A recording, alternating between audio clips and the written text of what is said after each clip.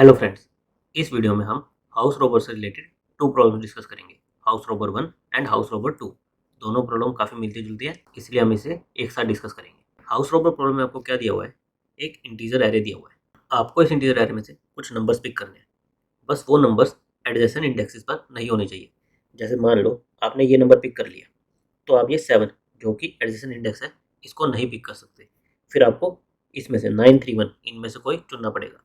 अगर आपने 9 पिक कर लिया तो आप 3 और 7 इनको पिक नहीं कर सकते। आपको एडजेसेंट इंडेक्सेस को पिक नहीं करना। नॉन एडजेसेंट इंडेक्सेस को पिक करते हुए आप अपने स्कोर को जितना मैक्सिमाइज कर सकते हो वो आपको करना है। जैसे अगर हम इसमें पिक करें, कैसे पिक करेंगे, 2, 9 और 1, 2 + 9 11 + 1 12। इस तरह से हमारा स्कोर कितना आएगा, 12। तो जो भी मैक्सिमम स्कोर हम अचीव कर सकते हैं वो हमें रिटर्न करना है। जैसे हम एक और एग्जांपल लें, हमने एग्जांपल लिया 2, 7, 1 2 15। अगर इसमें हम 0 को पिक करें तो क्या होगा, हम ये 1 इसको पिक नहीं कर सकते। फिर हमें 1 to 15 इनमें से पिक करना पड़ेगा। अगर ये 1 पिक करें तो हमें 15 पिक करना पड़ेगा। हम इस 2 को पिक नहीं कर सकते। हमारा स्कोर कितना आएगा, 15 1 16 2 18 आएगा।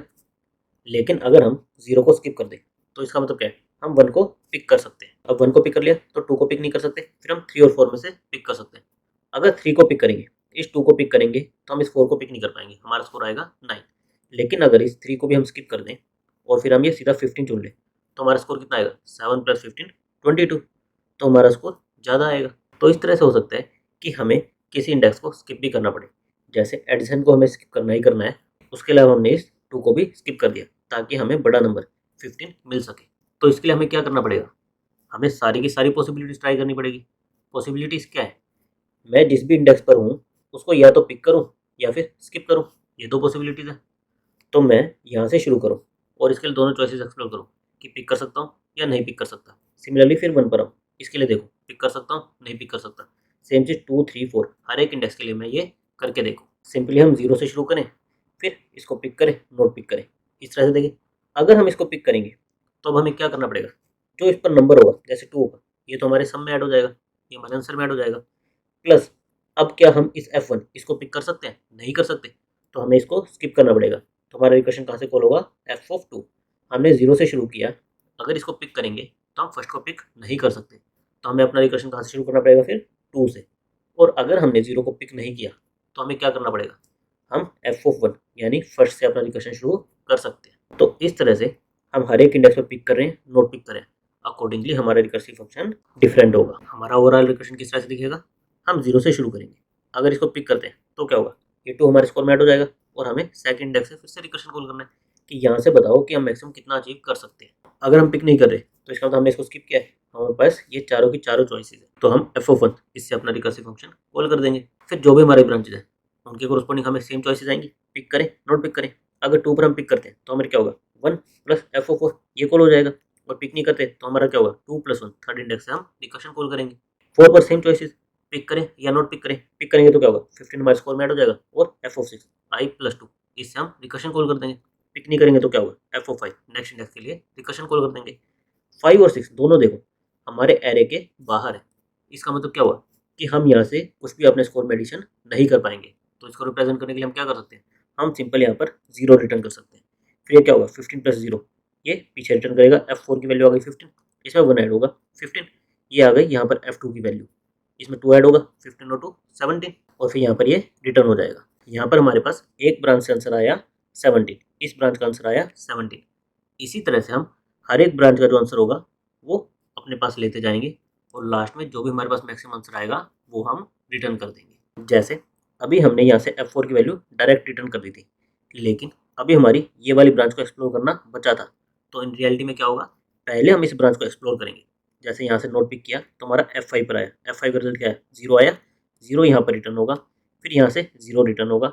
ये दोनों को कंपेयर करेगा, 1 + F(4) इसकी वैल्यू क्या आई थी, 16 आई थी, इसकी क्या आई थी, 0 आई थी। तो जो भी इनका मैक्सिमम होगा वो यहाँ पर ये F2 की वैल्यू को रिटर्न करेगा। ये केवल एक ब्रांच को एक्सप्लोर करके अपना आंसर रिटर्न नहीं करेगा, इसके जितने भी चाइल्ड हैं उन सबको एक्सप्लोर करेगा, उनका मैक्सिमम लेगा और वो अपने पेरेंट को रिटर्न करेगा। तो इस तरह से हम इसका रिकर्सिव फंक्शन लिख सकते हैं। रिकर्सिव फंक्शन में हम सिंपली क्या करेंगे, 0th इंडेक्स से शुरू करेंगे तो अपने रिकर्सिव फंक्शन में 0th इंडेक्स और हमारा इंटीजर एरे ये दोनों पास कर देंगे। उसके अंदर हमें क्या करना है, सबसे पहले बेस केस क्या था, जब भी हमारा इंडेक्स एरे के बाहर जाएगा यानी कि नम्स ऑफ साइज जो भी हमारे एरे का साइज है उसके इक्वल या उससे बड़ा हो जाएगा, उस केस में हम स्कोर में कोई एडिशन नहीं कर सकते, तो हमें 0 रिटर्न कर देना है। अगर ऐसा नहीं है तो हमें क्या करना है, उस इंडेक्स के लिए दोनों चॉइसेस देखनी है, पिक करें नोट पिक करें। पिक के केस में क्या होगा, जो भी उस पर वैल्यू होगी वो हमारे स्कोर में ऐड हो जाएगी और हम i+2 इसके लिए रिकर्शन कॉल कर देंगे। और अगर हम पिक नहीं कर रहे हैं तो हमें क्या करना है, नेक्स्ट इंडेक्स के लिए रिकर्शन कॉल कर देंगे, हमारे स्कोर में कुछ भी एडिशन नहीं होगा। फिर इन दोनों के रिजल्ट के बाद हम क्या करेंगे, जो भी इनका मैक्सिमम होगा वो अपने पेरेंट को रिटर्न कर देंगे। तो इस तरह से हम इसका सिंपल रिकर्शन कोड लिख सकते हैं।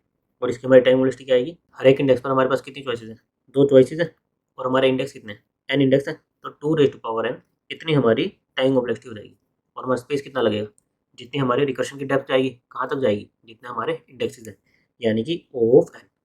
हम इसको बेटर कैसे करें, बेटर करने के लिए हमें क्या देखना होगा कि क्या हमारी सब प्रॉब्लम्स रिपीट हो रही हैं या नहीं हो रही। हमने जो रिकर्शन ट्री बनाया था उसमें अगर देखें तो हमारी F2 यहाँ पर है, F2 यहाँ पर है, F3 यहाँ पर है, F3 यहाँ पर है, हमारी सब प्रॉब्लम्स रिपीट हो रही हैं।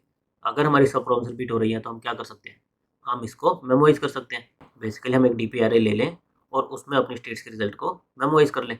मेमोराइजेशन करने के लिए हम क्या देखते हैं कि हमारी चेंजिंग स्टेट्स क्या है, हमारी चेंजिंग स्टेट्स क्या थी, आई था, हमारा इंडेक्स चेंज हो रहा था, इसकी रेंज क्या थी, 0 से लेकर n-1 कितनी थी, यानी कि n साइज़ का था। तो हमने इसके लिए एक n साइज़ का एरे ले लिया और उसको इनिशियली -1 से इनिशियलाइज कर दिया, ये इंडिकेट करने के लिए कि अभी हमने इसकी वैल्यू को कैलकुलेट नहीं किया है। जैसे जैसे हम इसकी वैल्यू को कैलकुलेट करते जाएंगे, यहाँ पर -1 की जगह एक्चुअल वैल्यू अपडेट हो जाएगी। और हम क्या करेंगे, बेस केस को चेक करने के बाद यही चेक कर लेंगे कि क्या इस सब प्रॉब्लम का रिजल्ट हम ऑलरेडी कैलकुलेट कर चुके हैं। अगर कर चुके हैं तो यहीं से रिटर्न कर जाओ। और ये हम कैसे चेक कर पाएंगे, इसी -1 से कंपेयर करके। अगर यहाँ पर वैल्यू -1 है यानी कि हमने इसका रिजल्ट ऑलरेडी कैलकुलेट नहीं किया है, और अगर -1 नहीं है हम इसका ऑलरेडी कैलकुलेट कर चुके हैं, यहीं से रिटर्न कर दो। उसके बाद हम हमारा रिकर्शन कॉल करेंगे और जब भी हमें रिजल्ट रिटर्न करना होगा उससे पहले हम उसको अपने DP array में मेमोराइज कर लेंगे ताकि हम उसको यहाँ पर रीयूज कर सकें। इससे हमारी टाइम कॉम्प्लेक्सिटी क्या आएगी, जब भी हम मेमोराइजेशन लगाते हैं हमारी टाइम कॉम्प्लेक्सिटी क्या होती है, जितनी हमारी स्टेट्स हैं, हमारी आई ये चेंज हो रही है यानी कि इसकी n स्टेट्स बनेंगी, और हर एक स्टेट को कैलकुलेट करने के लिए कितना टाइम लग रहा है, सिंपली हम O(1) इतना टाइम ले रहे हैं, तो हमारी n स्टेट्स हैं, हर एक के लिए हम O(1) इतना टाइम ले रहे हैं, तो हमारा टाइम कितना लग जाएगा O(n). और हमारा स्पेस कितना लगेगा, हमें एक DP वेक्टर की ज़रूरत पड़ेगी, तो इसके लिए हमें स्पेस लगेगा O(n). ये सॉल्यूशन इस प्रॉब्लम के लिए एक्सेप्टेबल है। पर जब भी हम कोई रिकर्सिव कोड लिखते हैं तो हम उसको चाहें तो आइटरेटिव कोड में भी कन्वर्ट कर सकते हैं। तो इस प्रॉब्लम के लिए हम देखेंगे कि हम इस रिकर्सिव कोड को आइटरेटिव कोड में कैसे कन्वर्ट कर सकते हैं, जिसको हम कहते हैं टेब्यूलेशन अप्रोच। आइटरेटिव कोड में कन्वर्ट करने के आपके सिंपल से स्टेप्स होते हैं। सेम जो आपने रिकर्शन में किया सेम काम आप आइटरेशन में करोगे। क्या करोगे, सबसे पहले बेस केस को हैंडल करोगे। बेस केस आपका क्या है कि जब भी आपका एरे आउट ऑफ बाउंड जा रहा है तो आपको 0 रिटर्न करना है। आउट ऑफ बाउंड का क्या मतलब हुआ, आपके 0 से लेकर n-1 ये वैलिड इंडेक्सेस है, तो आप DP(n), जब भी आप DP(n) इस पर आओगे तो आपको क्या रिटर्न करना है, 0। ये आपका हो गया बेस केस कि जब भी हम एरे के बाहर जाएंगे हमें 0 रिटर्न करना है। उसके बाद आपको क्या करना है, सारी पॉसिबिलिटीज़ को ट्राई करना है। पॉसिबिलिटीज़ को ट्राई कैसे करेंगे, यहाँ पर हम रिकर्सिवली 1 बाय 1 आगे बढ़ते जा रहे थे, हम 0 से लेकर n-1 यहाँ तक आगे बढ़ते जा रहे थे। आइटरेटिव में आपको क्या करना होता है, जो भी आपने रिकर्शन में किया उसका अपोजिट, जैसे आप रिकर्शन में कहाँ से गए, 0 से लेकर n-1 पर गए, तो आप आइटरेटिव में इसका अपोजिट n-1 से लेकर 0 पर जाओगे। तो आप एक लूप लगाओगे फॉर n-1 टू जब तक हम 0 पर नहीं आ जाते। जब तक हम 0 पर नहीं आ जाते हम लूप लगाएंगे, हर बार हम एक आई स्टेट n-1 n-2 इसकी वैल्यू को कैलकुलेट करेंगे। कैलकुलेट कैसे करेंगे, सेम चीज़ जो हमने रिकर्शन में किया, ये 3 लाइनें की, हम पिक करें या फिर नोट पिक करें। पिक करेंगे तो क्या होगा, हमारा वो नंबर ऐड हो जाएगा प्लस f ऑफ, हम यहाँ पर रिकर्सिवली कॉल कर रहे थे, हमारा f DP से रिप्लेस हो जाएगा। बेसिकली पूरी लाइन किससे रिप्लेस हो जाएगी, DP ऑफ i+2। हमारा क्या होगा पिक का केस, अगर हमने पिक किया है तो हमारा ith plus DP of i+2 हमें इसकी वैल्यू से अपडेट करना है। सिमिलरली नोट पिक के केस में हम क्या करेंगे, हमें ith स्कोर में तो कुछ भी ऐड नहीं करना, यानी 0 plus DP of i+1। Simply जो हमारा रिकर्शन कॉल था ये हमारा DP से रिप्लेस हो जाएगा, और जो भी हमारा रिकर्शन का इंडेक्स था वो हमारा DP की वैल्यू, उस वैल्यू को हम ले लेंगे। और लास्ट में हमें क्या करना है, दोनों का मैक्स लिया था तो हम यही करेंगे, हमारा DP ऑफ i, जिस भी आई स्टेट की वैल्यू हम कैलकुलेट कर रहे हैं, DP ऑफ i किसके इक्वल हो जाएगा, max of pick comma not pick, इसके इक्वल हो जाएगा। और लास्ट में हम क्या रिटर्न करेंगे, हम DP0 इससे कॉल कर रहे थे, तो इस पूरे लूप के बाद जो भी हमारे DP ऑफ 0 इसकी वैल्यू होगी वो हमारा आंसर हो जाएगा। तो हम सेम चीज़ जो हमारा रिकर्शन का कोड है उसी को आइटरेटिव में कन्वर्ट कर सकते हैं। बस हमें ध्यान क्या रखना है, अगर हम रिकर्शन में स्टार्ट से एंड जा रहे थे तो हमें आइटरेटिव में एंड से स्टार्ट जाना है। ऐसा क्यों करना है, क्योंकि यहाँ पर देखो हमें D P of I plus two, हमें राइट साइड की वैल्यू की ज़रूरत है। तो पहले हम राइट साइड की वैल्यू कैलकुलेट करेंगे, तभी हम लेफ्ट साइड में जाएंगे। इसलिए हम n-1 से लेकर 0 पर जा रहे हैं, क्योंकि हमें 0 को कैलकुलेट करने के लिए ऑलरेडी 1 और 2 इनकी वैल्यू ऑलरेडी पता होनी चाहिए। हमारा टेबुलेशन का कोड कैसे दिखेगा, सबसे पहले हम एक डीपी वेक्टर लेंगे और ये कितने साइज का लेना है, जो भी लास्ट इंडेक्स हम एक्सेस कर रहे होंगे उतने +1। तो लास्ट इंडेक्स अगर हम देखें तो कौन सा एक्सेस करेंगे, सबसे पहले हम हमारा base case D P of N इसको 0 से इनिशियलाइज करेंगे। तो हमारा लास्ट इंडेक्स कौन सा एक्सेस होगा, डी पी ऑफ एन। तो हम n+1 इतने साइज का एक वेक्टर ले लेंगे और इसको एक डिफॉल्ट वैल्यू -1 से इनिशियलाइज कर देंगे। फिर हमने यहाँ पर बेस केस हैंडल कर लिया। उसके बाद हमें सारी पॉसिबिलिटीज को ट्राई करना है। तो उसके लिए हमने पिक नॉट पिक ये दो वेरिएबल ले लिए। हम रिकर्शन में स्टार्ट से एंड जा रहे थे, तो अब एंड से स्टार्ट यानी n-1 से 0 पर जाएंगे। उसके अंदर पिक देखेंगे, नॉट पिक का केस देखेंगे। पिक के केस में क्या होगा, हमारे जो इंडेक्स पर वैल्यू होगी वो हमारे स्कोर में ऐड हो जाएगी और फिर हम i+2 इसके लिए रिकर्शन कॉल कर रहे थे, यानी हमें डी पी ऑफ i+2 इसकी ज़रूरत पड़ेगी, ये हमारे स्कोर में ऐड होगी। लेकिन क्योंकि हम i+2 कर रहे हैं तो ये हमारा आउट ऑफ बाउंड जा सकता है, तो उसके लिए हमने चेक लगा दिया कि अगर हमारा i+2 ये विद इन बाउंड है तो ही ये हमारे स्कोर में ऐड हो, अदरवाइज क्या है 0 हमारे स्कोर में ऐड होगा तो हमें कुछ भी ऐड नहीं करना। सेम केस नोट पिक के लिए, हमारे नोट पिक के केस में वैल्यू क्या होती थी, एफ ऑफ i+1। हम i+1 के लिए रिकर्शन कॉल करते थे और आइटरेटिव में हमारा क्या होगा, जो भी हमारा रिकर्सिव कॉल होगा वो डीपी से रिप्लेस हो जाएगा, डीपी ऑफ i+1। उसके बाद हमारी डीपी ऑफ आई क्या हो जाएगी, max of pick not pick. तो वही हमने स्टोर कर ली।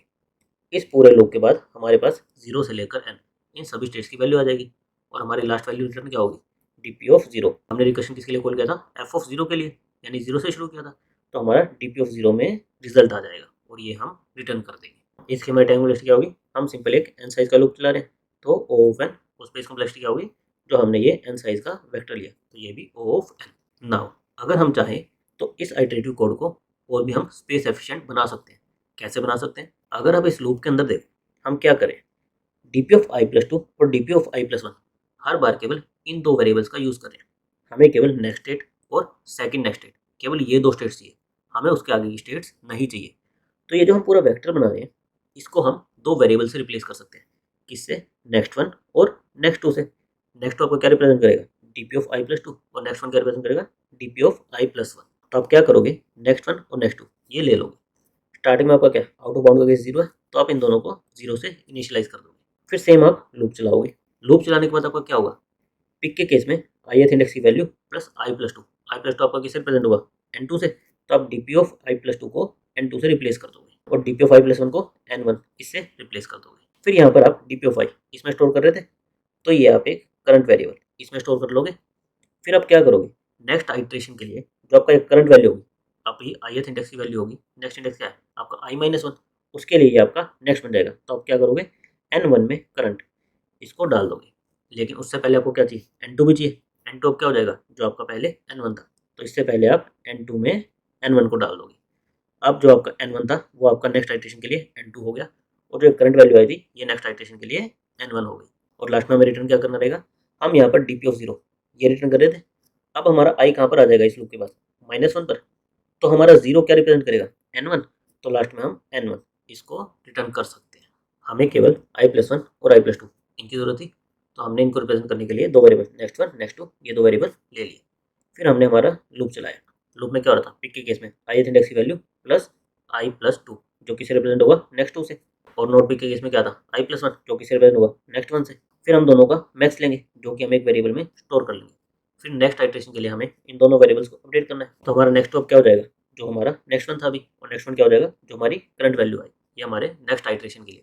और लास्ट में हम क्या रिटर्न कर देंगे, नेक्स्ट वन। और अब इससे हमारी टाइम और स्पेस कॉम्प्लेक्सिटी क्या जाएगी, टाइम कॉम्प्लेक्सिटी तो सेम ही रहेगी, हम एक n साइज का लूप लगा रहे हैं। लेकिन अब हमारी स्पेस कॉम्प्लेक्सिटी क्या जाएगी, हम केवल दो वेरिएबल्स का यूज़ करें तो हमारी स्पेस कॉम्प्लेक्सिटी हो जाएगी कांस्टेंट ऑफ 1। इस प्रॉब्लम के लिए आपकी ब्रूट फोर्स अप्रोच को छोड़ के मेमोइजेशन अप्रोच भी एक्सेप्ट होगी, आइटरेटिव अप्रोच भी एक्सेप्ट होगी और ये वाली जो हमने स्पेस ऑप्टिमाइज करी ये भी एक्सेप्ट होगी। ये सबसे ज़्यादा एफिशिएंट अप्रोच है। तो अगर आप इसको प्रैक्टिस करेंगे तो आप भी चारों स्टेप्स को ईजिली कर पाएंगे हर एक प्रॉब्लम के लिए। नाउ अब हम इसी प्रॉब्लम की वेरिएशन हाउस रोबर 2 उसको देख लेते हैं कि उसमें हमसे क्या पूछना चाह रहे हैं। हाउस रोबर 2 प्रॉब्लम में इन्होंने क्या किया है कि आपका जो गिवन एरे था उसको सर्कुलर बना दिया है। कि लास्ट एंड आपका स्टार्टिंग एलिमेंट से कनेक्टेड है। बाकी आपके प्रॉब्लम एज इट इज़ है कि आप एडजेसेंट हाउसेज को रोव नहीं कर सकते, आप एडजेसेंट एलिमेंट्स को नहीं चूज कर सकते और आपको अपने स्कोर को मैक्सिमाइज करना है। बस वेरिएशन क्या है कि अब हमारा एरे सर्कुलर है, लास्ट एंड हमारा स्टार्टिंग एलिमेंट से कनेक्टेड है। अगर हमारा लास्ट एंड स्टार्टिंग एंड से कनेक्टेड है तो इस केस में हमारा क्या हुआ, अगर हम इस जीरो को चुनते हैं, अगर हम इस जीरो को चुनते हैं तो हम इस 15 इसको नहीं चुन पाएंगे, ये 15 हमारे आंसर में नहीं आ सकता। बेसिकली हमारे जीरो और लास्ट इंडेक्स ये हमारे एक साथ आंसर में नहीं आ सकते।